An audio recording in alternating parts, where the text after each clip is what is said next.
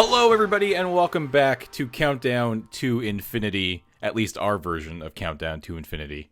There's a lot of these. The one true version of Countdown to Infinity. Well, hold on. Now, that's not fair. I am sure that the other shows are fantastic. I haven't personally listened to any of them, but hey, there's other people out there who are as excited as we are for a silly movie that's coming out in a few months, that they were willing to set aside a little bit of their time every week to watch and talk about a movie. So I'm gonna go check them out. They could be good, but you know, I gotta say we're the best. Yeah, I mean, if they are better than us, please don't tell us. Don't tell us. My ego can't take that. It's not great. Yeah. I mean, technically, they were evidently more excited about Infinity War coming out than we were because both of the other ones started before us. It's true. They had like primer episode. Yeah. Anyways. We're not going to talk about other competitive podcasts because we got to talk about Iron Man 3. But first, hey, I'm James, and I'm joined by Matt. Matt, how's it going, Matt? It's going well. Are you having a good week? Yeah, sure. I was going to say, I was going to introduce. I had two new segment ideas for today. Ooh. The first one was how are you doing? How's your week? And apparently it doesn't sound like it's great, so let's move on from this failed segment. Well, it's just I'm moving in like 2 weeks' time, and so life is a little stressful, but it's good. Life is not bad, it's just overwhelming. That's fair. My week is good. That's all I gotta say. I'm glad. Hey, let's talk about Iron Man 3. We are officially into phase 2. Yeah. As the ladies and gentlemen over at Marvel call it. We wrapped up phase 1 last week with the Avengers. Spoiler alert, if you haven't listened to that episode, we both really liked it. Yeah. And why are you here if you didn't listen to the previous episode? It's true. But currently, Avengers ranked number 1 among the 6 previous movies that we have watched thus far. Mm-hmm. Let's see if it's toppled by Iron Man 3. Released. What is this? May 3rd, 2013. So this movie is coming up on 5 years old, which is kind of insane. Wow. We got directed by Shane Black. We've got most of the returning players. We got RDJ. We've got Gwyneth Paltrow. We've got Don Cheadle, and then we have we had Jon Favreau as well. Yep. Director of, was it the first 2 or just the first one? The first 2. It was the first 2. Yep. That's got to be weird. I would love to have. I'm sure there are interviews with him from 5 years ago talking about because I would think it would be weird to go from directing the first 2 to playing to honestly a very small role. He doesn't have a massive role in this movie by any means. Yeah. But I wonder how that was for him, because I feel like that might have been weird because this was his baby, right? Like Iron Man. The first one, that he was the first director of this entire experiment. Yeah. So, curious. According to Wikipedia, he opted not to direct it. Oh, okay. It was his choice. He chose to direct Magic Kingdom instead. I don't remember what that movie is, so that's probably not great. But that was what happened. And apparently, in 2010, Downey reached out to Shane Black because neat. he, of course, directed him in Kiss Kiss Bang Bang. Yep. And that was sort of what brought him into the project. That's cool. Yeah. Who else we got here? Guy Pearce. Excellent in this movie. Rebecca Hall. And, of course, Ben Kingsley. Yeah. Which is just a ludicrous get. Yep. Like, that's sort of he's kind of on the same level as, Anthony Hopkins, right? Like, here are these 2 massive, just cinema stars for decades, and here they are playing very silly characters. Kingsley even more so, but we'll get to that in a little bit. Yep. All right, well, let's just kick this off right off the bat before you jump into your what the hell happened in this episode. Did you like it? Do you like this movie? I like it. I also like it. I like it. Yeah. I am a fan of Iron Man 3. And I have a whole thing about how I would shift a lot of these movies around, which I would love to talk to you about, but we'll do that in a minute. Yeah, it's like we'll have time for that. Yeah, exactly. But first, what the heck happened in this movie, Matt? Okay. So, the movie begins with possibly the greatest opening in any Marvel movie to date. In 1999, on New Year's Eve, with a musical cue of Eiffel 65's Blue. Yep. It's so good. So anyhow, Tony is at a New Year's party. It's 1999. He meets a scientist there. Her name is Maya Hansen. She has invented Extremis, which is an experimental regenerative treatment that allows people to recover from injury. But it has this glitch of occasionally blowing things up. It's just a small glitch. Just a little glitch. Not a big deal. Yeah. Anyhow, along the way, back to his hotel room to take a look at this research and, also probably bang. He meets Aldrich Killian, who has a proposition to join this think tank called Advanced Idea Mechanics, or AIM, which is a deep cut Marvel reference. What's the deep cut? Oh, it's just AIM is basically like an evil think tank in the Marvel universe. And Stark rejects him and humiliates him, being the sort of arrogant playboy that he is. Just being a giant dick, really. Yeah, just basically God. being a huge dick. I know that what they were going... Sorry to interrupt, but I know that they were going for, like, Tony is a pompous dick and you're not supposed to like him, but, man, in that first scene, you hate him so much because you know what he's become and you know the journey he's taken. Yeah. And you know the man that he is now, but then you see what he used to be, like what he really used to be. Yeah. And it's just like, oh God, I hate you so much. I hate you so much. But anyways, continue. I'm sorry. So anyhow, fast forward to years later, and it's now after the Battle of New York. Stark has apparently got PTSD. He's having anxiety attacks. He's having trouble sleeping. He's spending his nights tweaking and making new suits. And a string of bombings have occurred, for which credit has been taken by a terrorist known as the Mandarin. And the intelligence authorities don't know what to do with him. Anyhow, in one of these attacks, Happy gets injured, and that leads Stark to threaten the Mandarin to challenge him, basically, to a fight. The Mandarin blows up his house, and Stark is presumed dead in the explosion. But in actual fact, he gets away.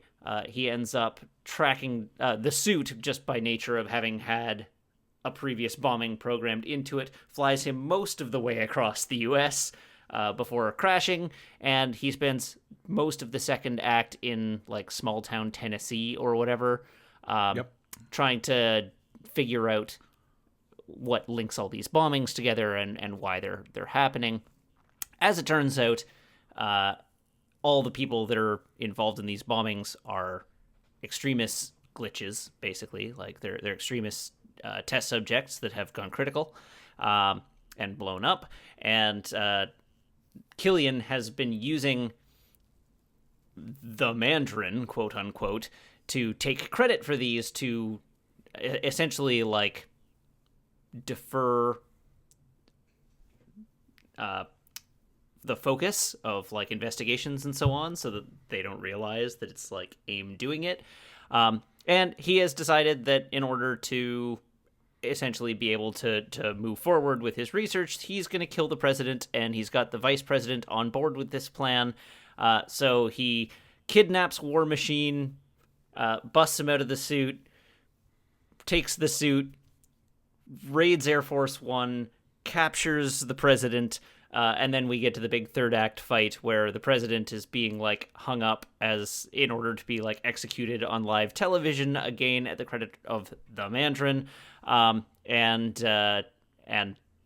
Tony and Rhodey show up and basically save the day for the most part.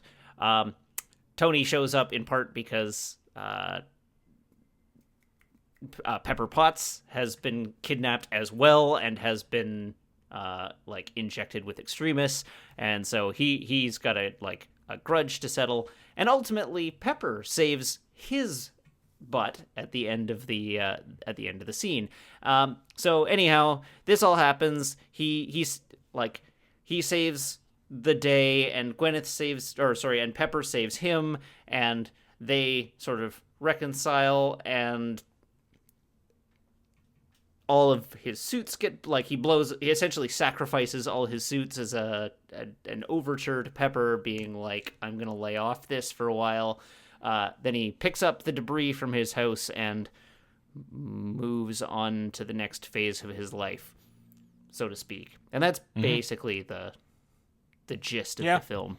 Yeah, that was pretty much it. I think the only thing you sort of glossed over was his relationship with Harley, the little boy. Oh, the boy. Yeah. Yeah. The kid. Who definitely plays, I feel like probably an underappreciated role. Like, he needed somebody to play off him in those scenes. Yeah. And I think making it this kid was a pretty smart play, actually. Yeah. I thought that was kind of neat. Because I think otherwise, I was thinking about this last night, just trying to think, like, if they hadn't have paired him up with this, like, 10-year-old kind of, like, smart-ass kid, what those scenes would have looked like otherwise, and I don't know what they would have done. I feel like Tony would have been way less sympathetic if it had been an adult. Mostly, because Tony's going through some stuff in this movie, right? Like, he's got dealing with his own personal demons, basically, which makes him alienate everyone around him. And the kid, the presence of the kid and the kid being kind of smart alecky, it sort of casts the, childishness of Tony. Yeah. To a certain extent. So you see, what a man-child he is. Absolutely. And it brings that into focus really well. But at the same time, he's also, because it's a kid, he's not as abrasive to him. He's a dick, but he's not true. Over the top. So here's the one scene, the one line where I actually was like, whoa, what? I don't remember him saying that. Where he literally says to this 10-year-old kid, I know where you're going don't be a pussy. And I was like, holy shit. So your father went away and never came back. Yeah. No need to be a pussy about it. And you're like, but just good Lord. It's not even so much, for me, it's not so much the context of him doing that, because it does kind of feel in character. It's the language. I was just kind of shocked that here we are in Iron Man, in Marvel's sort of universe, where, to be fair, it's generally kept pretty PG. Yeah. And for Tony Stark to just call this, or just tell this little 10-year-old kid to not be a pussy, I was just like, holy shit, wow, yeah. All right. I feel like that line might not fly today. Probably not. I don't think so. I don't think 5 years on, I feel like they would have rewritten that line. Yeah, I think so too. Absolutely. But anyhow, that's most of the movie. The other thing I kind of glossed over is the fact that the Mandarin, being Ben Kingsley, is not actually a terrorist. He's an actor hired to play the role of a terrorist that doesn't actually exist. So I would say this is probably one of the more polarizing movies in the MCU. Definitely. I think a lot of people liked it. At least I recall at the time a lot of people saying, I loved this movie and I hated that twist. And I don't personally, I always loved the twist. I always loved the fact that the Mandarin was just this smokescreen. It was just this actor. Because it led to that, just the hilarious reveal scene, which is honestly probably one. With him revealing his name is Trevor, and he's just this English actor, and he's high as a kite. Yeah, he's high as a kite. He's just like, I was on the street doing unquestionable things for drugs, and then they promised me to, all this stuff. He's like, what, get you off the drugs? He's just like, no, just give me more of them. And just that entire scene is fantastic. And I love that reveal. And And I just, I was always a fan of that reveal. Yeah, Did you? it's funny because like I also like the reveal. I think that's a great bit. I think it also really does, like it's one of the things where they could not have adapted the Mandarin straight, right? No. Like the Mandarin as a character in the Marvel comics is kind of racist, Kind of super racist. and so they strictly could not have adapted that character straight, and I think using it in that way to like make the turn of like, oh, okay, we are completely readapting the Mandarin, because like Killian in this movie just, he even says, I'm the real Mandarin, and he's got like the dragon tattoo and thing going on. Like he's like, okay, they've readapted the Mandarin's character into being like Killian the extremist guy. And then the more traditional Mandarin is a smokescreen, and like that works really well, and playing it off as comedy and as like a manufactured bad guy makes it like it works really well as a reveal. It's not true to the comics, but it works really well. But I remember originally, like when this movie came out, people being like really for it. Like I remember the reception to that being really positive. Just generally, like not just in our friend group, but just in terms of like buzz on the internet and so on. And then over the years since this movie came out, people have really turned on it. Like if you bring up Iron Man 3 on like our movies these days, people will be like, that movie sucks. They ruined the Mandarin. It's the worst. That's, like false misleading trailers that lied about the contents of the movie and they ruined it. And it's like, I don't remember. In 2013, that was not the general sentiment around this film. It's interesting how like sentiment has changed over time. I mean, history will do that, and a continued growth of your universe where you just give more and more movies to the general public to compare it to. Yeah, is always going to be an issue. So this is, so this is my sort of big topic with this one. Last week I ranted about Coulson. This week I'm going to rant about switching some of these movies around. Right. I really do truly believe that Iron Man 3. So there's two factors in Iron Man 3. Iron Man 3 is about the effects of New York and everything that happened in the Avengers that's going through Tony's head, right? Like this is him dealing with PTSD, anxiety, like as you said in the beginning, his own personal demons. Like this is a story about him battling with himself. Yes. And they've paired that with what is, generally speaking, a fairly generic bad guy arc, right? Like it's his past coming back to bite him in the ass. Yes. And which is and what Iron Man 2 was kind of like his father's past coming back to bite him in the ass. Yeah. Right? I truly do believe that if you take the Mandarin storyline and the Killian storyline and put that in Iron Man 2 and told that story there, because I think it's a better story than Whiplash. Yeah. Personally.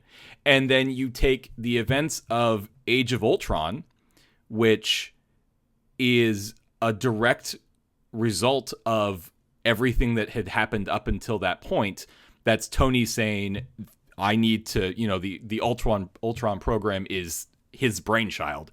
It's his reaction to everything that's happened up until this point.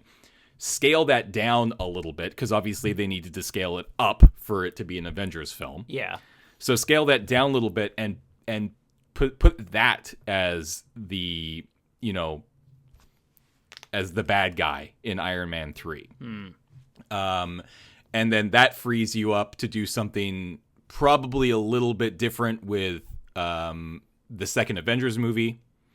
Obviously, you still need to get everybody to the point where they ended off that movie, because it needs to set up Civil War. Yeah. And I know there's a lot of people out there who will say, well, why not just make Civil War the second Avengers movie? Because it kind of felt like an Avengers movie, even though it was a Captain America movie, technically. Yeah. But the problem is that there's a lot of things that need to happen within the universe to get you to that Civil War point. Yeah. And I think there are any number of stories. I mean, I'm not a writer. I'm not here to finish that. That's somebody else's job. I'm just saying, I think you could tell a different story in the Avengers 2 to get them to the Sokovia Acts and the reason why, there's a split between all the heroes and stuff like that. Yeah. And I think that would have just let for some more interesting movies. I really like the idea of Tony dealing with I like the idea of everything in Iron Man 3 about being as a sort of a direct cause and effect of the Avengers, whereas the bad guy in Iron Man 3 had nothing to do with the Avengers, right? It's just a story. The Mandarin was great. I love Killian and the Mandarin. In my list of bad guys is really high up there, actually. And I was only reminded of that by watching it yesterday. I don't know if I would have said that, 2 days ago when I hadn't seen it for probably years. It's been since I've seen Iron Man 3.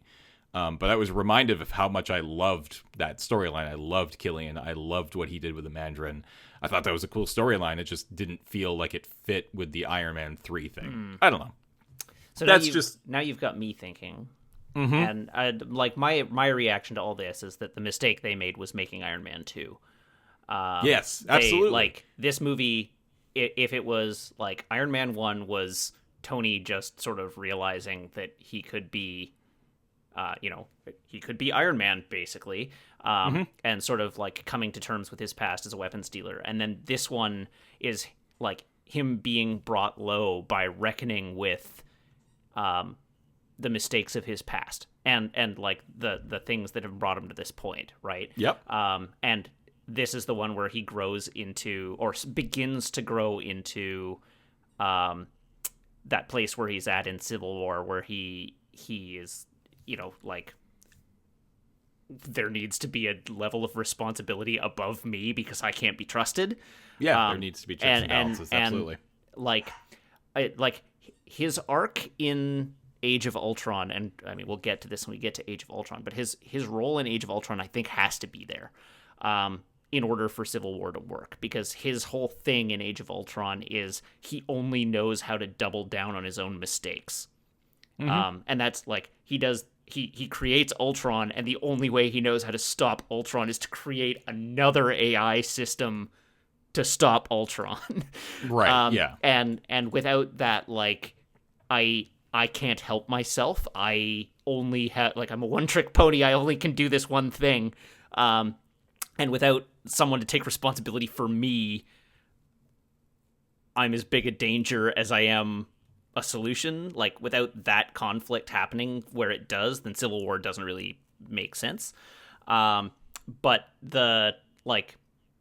just in terms of, like, a character arc, having your first one be like, here's the setup, and the second one being like, now he's brought low, and then the third act being, like, he overcomes it. The odd man out in that is the second film, where it's like he's dealing with the legacy of his father. What does that have to do with anything? Yep. But, like, again, I still think Iron Man 2 is a decent movie. It's fun actioner. It works. But yeah, I don't know that you can like just excise the Killian Mandarin plot and put that in Iron Man 2 and have its thematic content still hold. But I just kind of feel like Iron Man 2 is a mistake, and they should have just gone straight from that to this one. Sure. Mistake being, I think loosely used there. Like, yeah, absolutely. Like, at the end of the day, it's still a fun movie that I enjoyed watching.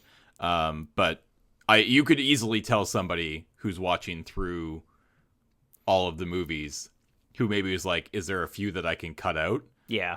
Iron Man 2 is pretty high on that list. Yeah. And that's not even, and that's coming from guys who I think currently Iron Man 2 is above. Is it only just I can't remember. I don't have my list in front of me right now. It's just above the Hulk right now, right? Yeah. Yeah. So I don't know. That's a good point. I mean, this is why I'm not a studio exec. I would not make great choices necessarily. Hey, you wanna? That wasn't me trying to rain on your parade. You just got you just about screwed me over, Matt. Another approach to the same idea. No, I think that's fair. You wanna partake, or you wanna? So this is my new segment idea. Okay. And you can join in if you'd like, but I literally only thought about it like an hour ago. I'm always game for new I just segments. wrote it down. So this new segment is Nitpick Corner. Okay. Where we basically just nitpick on little things that don't matter, but still kind of piss me off while I was watching it. Okay. So number one, and this is the one I actually texted to you last night, which is Tony Stark giving out his address like he did is not going to... Everybody is going to know where Tony Stark's house is already. Him telling the world is not what's preventing the world from knowing where his house... He lives in a massive mansion that is on the cliff in Malibu. Of course everybody knows whose house that is. Yes. And he has a tower in the middle of New York at this point also. That had his name printed on the side. Yeah. So that one kind of pissed me off. Yeah. A little bit. Next nitpick. The kid comes in, what's his name? What's the little kid's name again? Harley. Harley walks in and sees Tony Stark in his garage for the first time and just happens to have a newspaper with the front page reading that Tony Stark is dead, even though where does that newspaper exist? Like, this is only like probably a few hours after the events at his house, right? Yeah, like, I mean, we can assume it's the next morning, so if a paper was quick to print, they could potentially have that story running. I guess. But also, there's no reason for that 10-year-old boy to have that newspaper. No, absolutely not. And then the last big one that really annoyed me was what's Killian's like right-hand guy? Like I know the one you're thinking of, the guy that chews gum all the time, but I cannot think of his name. Yeah, Savin. Yes, Eric Savin. Yeah, so Savin should not, under any circumstances, be that good in the Iron Man suit that quickly. Like, because he takes it and flies and lands just in front of Air Force One as the president's getting on. Oh, yeah, and he does the full superhero landing in the whole bit. He does the legit superhero landing. It's just like, no, absolutely not. You just put that on 5 minutes ago, you asshole. You're not that good with that suit yet. Yeah. Tony dropped himself through a piano the first time he flew that thing. Yeah. Oh, wait, there was one more I wrote down. Right. So Tony, at the end of the film, at the end of the big fight scene, throws Killian in his suit and explodes it. Yes. And that doesn't kill Killian. Right. Sure. Whatever. But then Pepper Potts' way of killing him is literally basically the same damn thing. Just throw an explosive at him and blow it up. How is that any damn different than what Iron Man did? Well, she drop kicked it, and so we know that drop kicking things is more effective, right? That's how that works. That one really annoyed me too. Yeah, that one doesn't fly. Yeah, that one was a little bit annoying. And then one little thing, and then I figured I'd wrap this segment up with one little thing that I really liked, is when Rhodey gets to the president. Like, they swing off the thing and they land, and he just takes that half-second beat to be like, Mr. President, you look badass, but I'm going to need that suit back. Yeah. Like, that's just the definition of respect for the office, right? Yeah. Like, we're in extreme danger right now, but I'm going to take a second to boost your ego and tell you look badass in that suit. but I'm gonna need it back now. Yeah. And I love that. I love that bit. I thought that was fantastic. So you got anything? My only little one is not like a plot nitpick or anything. It's just a minor annoyance. I really hate the design of the Mark 42. It's so ugly. It's so ugly. The primary gold rather than having the red. It's so ugly. It's the worst looking suit, and it features so heavily in this movie, and it's so ugly. I hate it. Well, it went away very quickly. Yes, so it you did. don't need Thank to worry God. I'm super excited for Infinity Wars. Yeah, the more organic looking one. Well, like Bleeding Edge, right? Isn't that what it's called? Yeah, and it like forms around him rather than being comprised of parts. Like it's got a little hexagonal grid that materializes. Super stoked. Yeah, that's neat looking. I'm looking forward to it. I'm not super crazy about how curvy it is. Rather, like I like the sort of blockier look of the suit, but it's a neat looking design. It's not. I don't hate it. And I'm just trying to think of other nitpicks because, of course, you didn't warn me about this segment. So no, that's why. So for next week, when you watch what's next, Thor. When you watch Thor 2, just have your phone out. Like I literally just have my phone out on Notepad. Yeah. And I just wrote down some of the ones that like nothing like super like because none of mine are like big plot like this was the worst thing. Just little nitpicks. Yeah. I think that would be fun. And then one small little thing that you liked. Yeah. So there was something I liked. There was, and it was similar to the Rhodey. Oh, the Rhodey's password. Oh yeah. The whole exchange where he's like, I'm gonna need into that suit. And it's War Machine rocks with an X, all caps. Yeah, it's like, that's and he awesome. he just loses it. I mean, that can kind of be your. I mean, we could just lead nitpick corner into your favorite gag. What did you have something different for that? Now you're gonna make me think again. What I know? I should have remembered that this bit was coming. Come on, man. So mine, I have two. Okay. My I guess in order, when he's in the cable news van, and the dude shows him his tattoo. Yes. And he makes a hilarious joke about it looking like I can't remember, but he says, I had them do it off a doll I made. The line, I had them do it off a doll I made, just almost killed me. And then the next one that I loved was him and Rhodey on the big rig running around.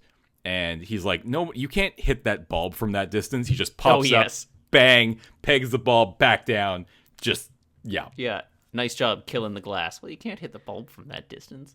And that is a perfect example of why I love the MCU, is because even in those moments where that is the last thing that they should be doing, like they literally are there to save the President of the United States of America. Yeah. And Pepper Potts, they just take that half a second to do that dumb little gag. Yeah. Where it's just like, oh right, I'm just watching a silly movie. And they took me, like, it takes you out of it, but in a good way. Yeah. For me, at least, like, it was just like, right, this is a dumb, stupid movie. And I know everything is pretty much going to work out because they just did that gag. Yeah. Because they just did that bit, I know that everything is going to be fine. Yeah. But, like, it feels so in character. Like, yes. it I don't even know that it does take me out of it. Like, the character, the relationship between those two characters where they're, like, constantly sort of one-upping each other. And that like brinksmanship between them, that Tony of course usually wins, and giving Rhodey the opportunity to just put Tony back in his place, like it feels so that he would spend that bullet just to make a point. Yeah. And like as these movies develop and as we get into like more and more crossovers with characters interacting with other characters going forward, those relationship moments are really what bring these movies to life. Like they're all fairly safe rote action movies, but it's that character interplay that just makes you want to continue to hang out in this universe and have fun with these characters, and like it just makes you feel at home. Yep. It's great. I love it. You come up with a gag? So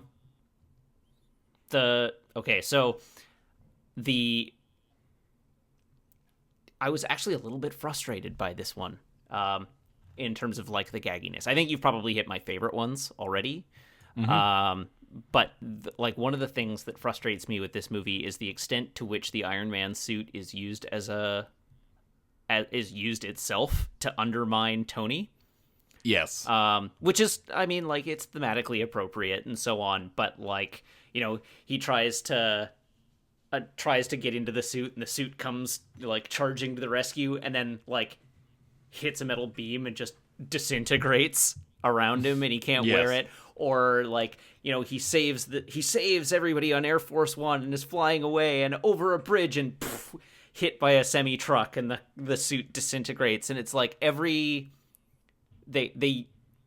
use the suit as a punching bag in this movie for comic effect, and like it's fun. But this movie also spends a lot of time focused on Tony not in the suit, and so like it almost feels like it's stepping on its own sales pitch a little bit throughout the movie, up until the end where like all the suits come out in the final fight, which is a great fight. Like that whole sequence was awesome to watch in theaters. It feels a little drawn out now on repeat rewatching, but when I saw that scene the first time, that was just like mind blowing.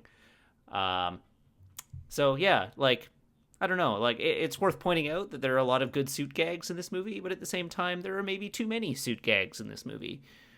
That's fair. Oh wow, I did not realize. We haven't actually started talking, or I don't even know if necessarily you've been watching them, but these one shots. I've watched all of them so far.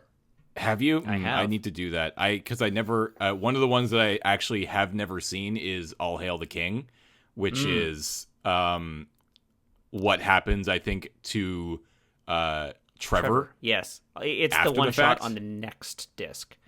Yeah, Like it's on on Thor. it's on Thor. Yeah. Because it was Agent Carter on Iron Man 3. Yes. And it's just like 5 minutes of again watching Agent Carter be a stone cold badass. Yeah.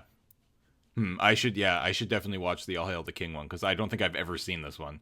That's interesting. Huh. All right. Well, we'll need to do that. And at some point, I think we should definitely talk about, maybe once we reach where they stopped doing them, because they definitely did. Yeah. Then we can just do a recap. Yeah, we should just maybe do like a quick bonus episode, like just like 15, 20 minutes to chat real quickly about some of them and Sure. what's going on in them. Sure. We could definitely do that. Anything else that you wanted to, before we rank this one? Anything else you wanted to talk about with this? I don't think so. I think I'm Okay. about wrapped up. I don't have a great many. I don't have a lot to dig into on this one. It's good. Yeah, I think at the end of the day, so I'm curious about this, because we're going to obviously rank this with the other 6 that we've seen so far. Yes. But how do you rank the Iron Man movies? Just the Iron Man, 1, 2, and 3.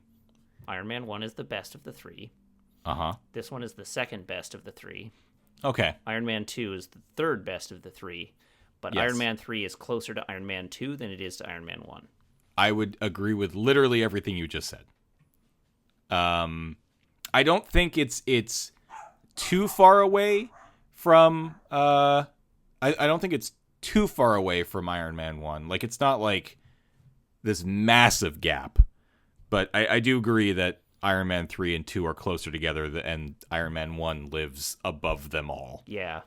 And kind of looks down at them and says, You aspire. "You didn't to quite be this get there. great." You didn't get there, Yeah. but you're still a lot of fun and enjoyable." So where does this rank in all of the films? So I've been pretty muted in my enjoyment of this, as is evident by I liked it. I was surprised to find that I liked this one less than I remembered liking it. Interesting. So, like, I liked it, but things that didn't frustrate me before frustrated me more in this one, and it didn't feel as cohesive. One of the things that really stood out to me is that some of the action directing in this movie is really bad. There's a fight scene in like early in the film that's just hand-to-hand combat. It's not suit combat or anything like that, but it's basically unintelligible. It's a random collection of shots where they like every single impact or like anytime a hit connects, it cuts away before that happens. It is just a bunch of pictures of people swinging at each other and sound effects. Yeah. And it's unintelligible. And there's like a lot of stuff like later in the movie, like the third act fight choreography gets better, probably because it's mostly CG and they are using wider shots to show all the suits doing all the things. Yeah. But the actual like hand-to-hand fight choreography in this movie is not good. And that really stood out to me when I watched it. And the story is good, but yeah, like the villain is good and the turn is good. I think it but on the one hand, I think it was a great idea that they spent more time with Tony not as Iron Man and see him do like what does Tony do as a superhero when he doesn't have his suit. But by the same token, that resulted in it feeling less like an Iron Man movie and more like a Tony Stark movie. And I mean, that's part of the idea of the film. Their final line is literally, I am Iron Man, because Iron Man and Tony Stark are not different. They're getting at the idea that they are one and the same thing, whether the suit is there or not. But this movie just feels weird. And it's good. It's good weird, but it's weird. And the result was that I just was not as into it this time around. So I've been kind of tossing it around. My initial reaction was like, oh, well, this is going to go next to Iron Man 2 in the list. But I don't think that's fair as I'm thinking about it more. But I think it clumps right in with Captain America and Thor. We're like sort of right in the middle of my list. Because right now, we're the same list-wise right now, Not right? quite, no. I no, go, that's right. Avengers, Iron Man, Thor, Captain America, Iron Man 2, Hulk. Right, and you go Captain America, Thor. I go Captain America, Thor. Yeah. And I don't know, like I feel like it belongs in between Thor and Captain America, but I have a hard time placing it below Thor. So it's so for me, it slots in after. It's just ahead of Thor for me. So my list then currently is Avengers, Iron Man, Captain America, Iron Man 3, Thor. Right. Iron Man 2, Hulk. Because this movie is absolutely not as good in my mind. Again, just keep in mind, obviously, these rankings are entirely subjective and our own opinion. This movie is nowhere near as... I think there's a... So, it like you just said, with Iron Man 3 and 2, and then Iron Man 1 kind of sitting on top, Iron Man 3 is closer to Thor than it is to Captain America for me. I think Captain America is a substantially better movie, and I would put Iron Man 3 down below that, but still ahead of Thor because I do think I actually like this more than the original Thor, but it's close. Yeah. I could see that one fluctuating almost at any given moment. Yeah. So, like, Thor and Captain America were basically a dead heat for me already, right? Like, I managed to decide that I liked Thor more than Captain America, but the difference between those two is minimal. Like, they are essentially tied. And I feel like this goes right in between them. I think I have to give the edge to Thor because I just like the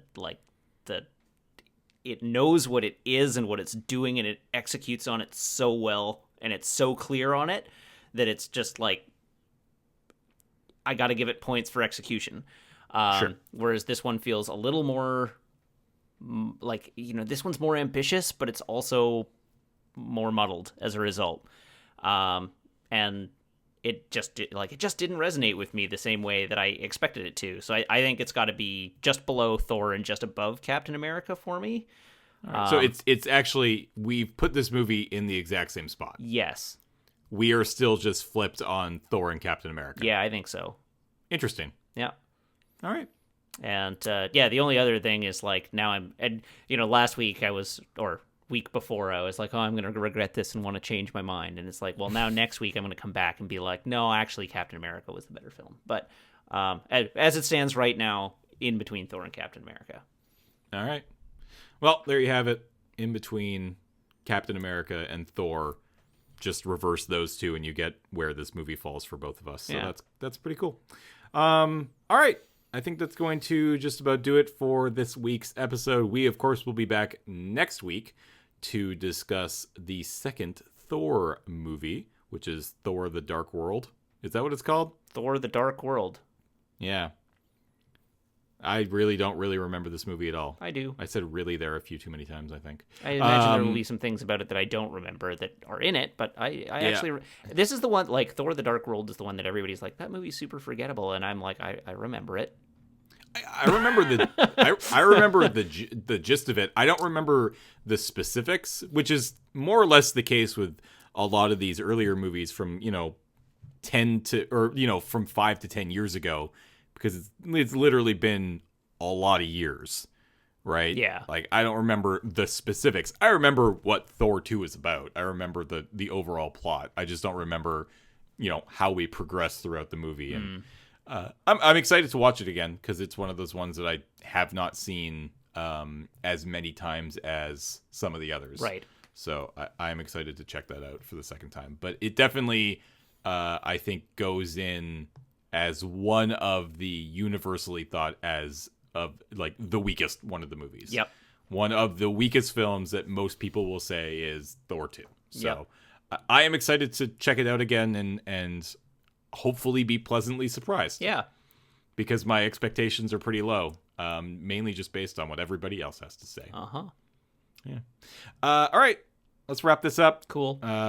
Thank you, obviously, to everybody who's been listening these past several weeks. We've got lots more time ahead of us. We are coming up to this week, actually tonight, actually. We are recording this on February 15th, which is Thursday. Black Panther comes out today. Oh, yeah. I'm seeing it on Sunday. I'm seeing it tomorrow. I'm seeing it on Friday. Lucky you. I know.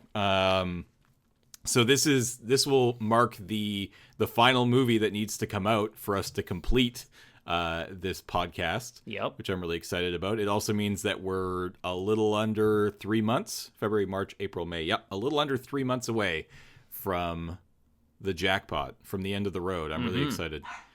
So thank you for listening. You're all awesome. Thank you to everybody who supports us over on Patreon, patreon.com/LoadingReadyRun. If you want to pop over there and check it out, it's pretty simple. If you like what we do, you can give us $5 or $10 or really any amount of money. Those are just the two levels that we have once a month, and that's kind of the gist of it. So patreon.com/LoadingReadyRun. Obviously, there is a link below. You can also follow myself and Matt over on Twitter. I'm Matt, I'm James. You're Matt. Yeah, I'm you're James not Matt. _LRR.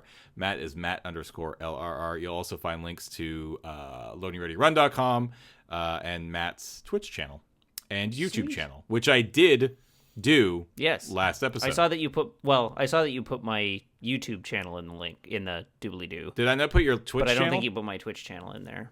Dang it. All right. Well, I'll remember this time to put your Twitch channel in there so people can go over there and give you a follow. Sweet. And yeah, we'll see you next week for Thor: The Dark World. Nah, I made you sweat it there for just a few extra seconds. The final podcast is going to be like 6 hours long. It'll be 49 minutes of us talking about Infinity War, then 5 hours of silence, then we'll... I think I need to I think I need to start amping up my silence rate, because currently that was 2 seconds of silence, because I'm literally watching the timeline right now, and it felt like an eternity. I was like, oh god, Matt's gonna say something. He's gonna ruin the joke. No, I'm never gonna do it. I'm not gonna do it. I know I know what's going on here. We're on a wavelength. All right. I see into your mind. Let's talk about the post-credit scene, which is the most inconsequential one that we have had so far. Yeah, this one strikes me as weird. I did not remember this. So here's the thing. Last week, we had the double credits. We had the double post-credit scene. We had the mid-credit scene with Thanos, and then we had the post-credit scene, which is where they put the... what the hell is the name of the food? Shawarma. They put the shawarma gag. And we actually said, is this where they start doing the mid-credit and post-credit thing? And apparently it's not, because there was no mid-credit scene in Iron Man 3, and the post-credit scene did nothing. It was a gag. Yeah. It was a, I don't know how long it was, like maybe 60 seconds, not even, of Tony Stark more or less kind of like they tied it to his narration. Yeah. Right? The gag there was the narration that starts the movie and ends the movie is actually him in some office somewhere, you don't really know, in sort of this therapist setting with Banner, who's falling asleep, and that's it. Yeah, and you've now reminded me that my pre-podcast photo should have been Iron Man with the Hulk. I guess. I mean, because he's the other character that shows up in this movie, and now I'm gonna have to go back to Twitter and redo my photo. But yeah, like I remembered that this scene existed. Like right at the beginning of the movie, I was like, "Oh yeah, the narration. This is the one where he's like talking, like he's basically doing counseling with Bruce Banner." And then by the end of the movie, I had forgotten about it, and then the credits rolled, and I'm like, I have no idea what the post-credit scene for this movie is. What could it possibly be? And I'm sitting there racking my brain. And then it comes up. I'm like, oh, right. Of course, it was that scene. I thought that was just at the end of the movie. Well, so I thought what they did was they did that. I thought that was at the end of the movie, like they did with the shawarma bit, which is, again, the shawarma bit was a funny little gag that didn't do anything to further the plot line of the MCU. Yeah. And as was this, so I was expecting a mid-credit scene setting up something for Thor 2, because that's your next movie, but there's nothing there. Yeah. I don't understand. I'm legitimately curious. Like I should have done a little bit more research before the podcast. I just didn't have time, but I'm going to look tonight and see if there's anything anywhere that sort of talks about why, because this is the first time that they've done a post-credit scene, mid or post, that does nothing to further the plot of the overall MCU. Yeah. Because they did it at the end of the Avengers with Thanos, which is, obviously enormous, because that was a movie that came out like 8 years ago, and we're only now just getting to the payoff for that little stinger there. And here, theoretically, they should be setting up, I don't know, I guess maybe they should be setting up Ultron, but maybe they didn't know. Yeah. Like I am just genuinely curious why they decided to just do a little silly one-off gag rather than, at the very least, give us a hint about what the hell Dark World is about. Yeah, I wonder. Now I want to go back and find out when the actual reveal of the Phase 2 movies took place. Yeah, it could be that they just didn't. This also doesn't have a subtitle, right? Like the Iron Man movies go Iron Man 1, Iron Man 2, Iron Man 3, and it's the only franchise in the MCU that does that. Yep.